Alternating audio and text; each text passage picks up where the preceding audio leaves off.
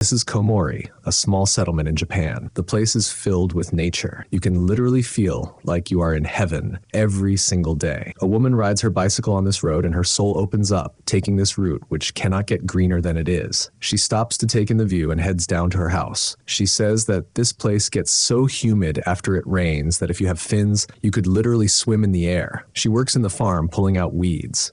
She sees new weeds growing up in the place she cleaned yesterday, and she cannot help but think that the weeds might cover her one day. It's all her imagination, so she continues to finish up here and heads back inside. She is tired since the clothes never dry no matter how many days you hand them out, and a bigger problem is that mold forms on the wooden ladles. So she has to go get the wood for her stove and starts burning them to heat up the place. In the meantime, she goes to prepare the dough for baking bread. The climate in Komori is not suitable to grow wheat, and she has to buy wheat flour from the market in town. She adds a spoon of yeast to the flour, and after it rises a bit, she uses her skillful hands to carefully knead the dough. It is a tiring process, but she loves baking, so she prepares the stove and places the dough in. She waits there till the bread is baked and thinks of her next task. Yeah, you guessed it. She heads back to weed out the fields. This time she pushes a rotating wheel in the rice field to loosen the weeds, and gets back to use her hands in places where she cannot use it. But it is a tiring process that makes her shoulder and back ache. But that is not her only problem, since the flies start bothering her too. Working in the fields made her think of amazake, a drink made from fermented rice. She takes the ingredients for heating and takes a quick nap. She returns to continue the process and uses her hands to squeeze out the liquid into a bowl. Then she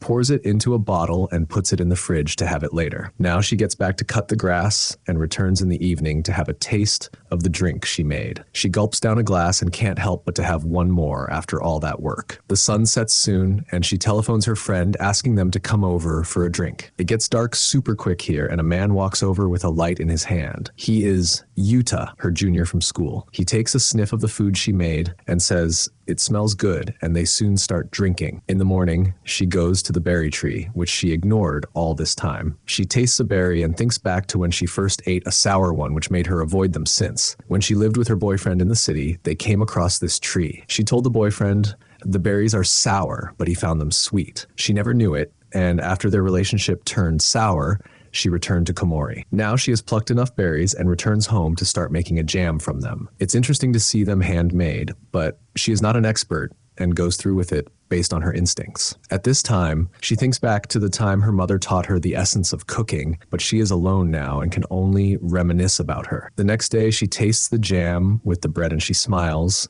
since it did not taste sweet at all. But that is the joy of being alone. You end up eating it anyways. One day, she harvested the carrots, celery, ginger, and the other herbs from the field and started right away to prepare Worcestershire sauce. She adds all the ingredients in water and heats them, and after half of it boils off, she adds the other ingredients as per her mother's recipe to finish it off, and she pours it into a nice-looking bottle. Her mother used to make it, and they loved eating meat with the sauce. But when she was in high school, she was shocked to find the sauce sold at the store and that it was widely used by people. She spoke to her friend about it, since what her mom made tasted different. She even asked her about it, but mom tells her that she never told her that she invented it. Then, between the two, she always preferred her mom's recipe. She continued working in the field and she went to gather hazelnuts in the mountains. She used her mom's recipe to make something from the nuts, and her mom used to call it Nutella. Then she found out about Nutella at the supermarket and the world turned around once again. But even still, she preferred her mother's recipe and loved eating the dishes she made as she enjoyed the view from her house. At night, she enjoyed reading, but the lights attracted the moths and beetles. Then she would turn the lights off to send them away, but she came across fireflies one night. She goes to the mountain following the river looking for some wild herbs and makes different dishes using them, since she needs all the energy to get the work done. That night, she hears a loud sound outside and goes to look. In the morning, the neighbors confirm that it might have been a bear that came to eat the berries. A few days later, she took on a job with Yuta to move the trout from the hatchery to the fishing ponds. On their way, she asks him why he returned to Komori, since he always wanted to escape from here. Yuta tells her that while he did get a job in town, he felt that life lacked meaning to his being. He found life here much better because he can do things by himself and live in this beautiful place. They continue moving the fish to the pond, and the man offers them a taste of the fish before they leave. Yuta prepares the fish, and seeing them eat it makes my mouth water. The elder man mailman offers them soup he made, and they enjoy that splendid dish as well before the return home. Yuta drops her home, and she thinks of her reason to come back to Komori. What do you think the reason might be? The following day, she eats the ripe tomatoes and tends to the field. But the rains in Komori makes it hard to grow them out, and people here build a greenhouse if they want to grow some. She doesn't have one, and a cool tomato on a sunny day feels so refreshing. But she harvests what she can to make a few dishes her mother taught. She eats them with pasta and even stores them whole to eat them once in a while. But she doesn't have luck growing them herself and asks the townspeople for advice to grow them without a greenhouse. She doesn't want to have one and lets nature do its thing. When summer arrives, the mailman brings her the bills and asks her if she heard anything from her mother. She says nothing yet, and he tells her to just ask if she needs any help and leaves. Here she tells us that her mother left her alone 5 years ago and never returned.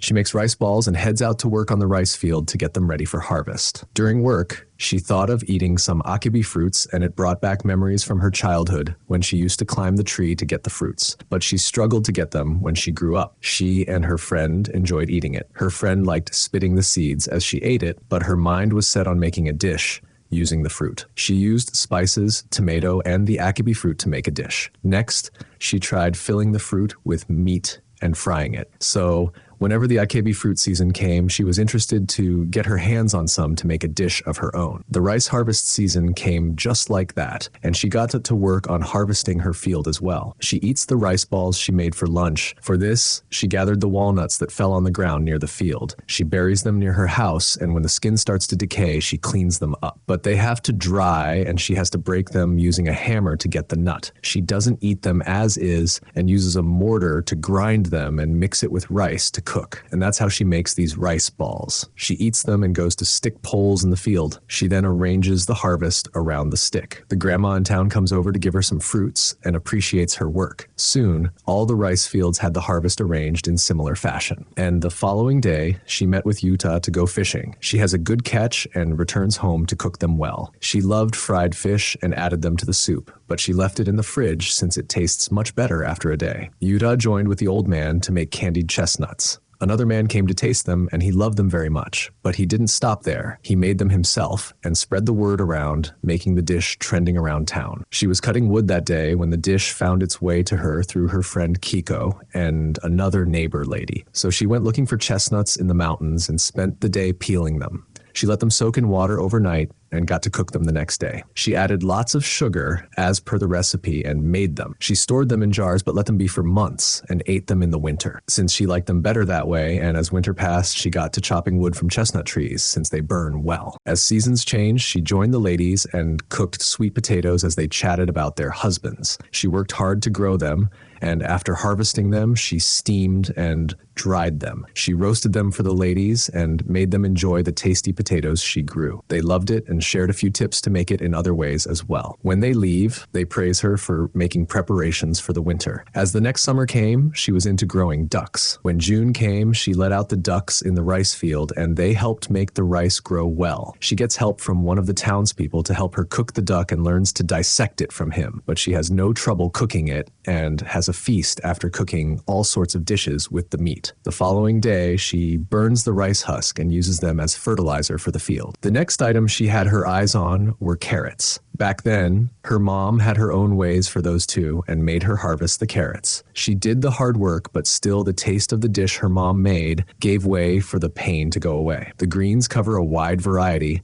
and she harvests them as well for her meals. But she felt that she could never achieve the taste her mom reached through her cooking, even though she followed the same recipes. But one day when she was cleaning celery, she found that she missed something her mom would do and started cooking the dish. And this time, surprisingly, she had managed to figure out that a little difference in preparation brought about that taste. She continued to burn the rice husk and grow the greens. She loved them, and that day the mailman came with not only the bills, but also a letter from her mother. The movie ends as she takes her bicycle to ride out of Komori. The path is the same, but the greens are a bit different now, and it was a slow movie, but it does give you a good feeling after you watch them. But it makes it even harder to recap them like this, to convey the feeling the movie gives off. I say for myself that I would definitely love to live in such a place and spend time growing stuff and enjoying all the different dishes along with the nice people in town. Let me know your thoughts in the comments. Until next time, This is your host for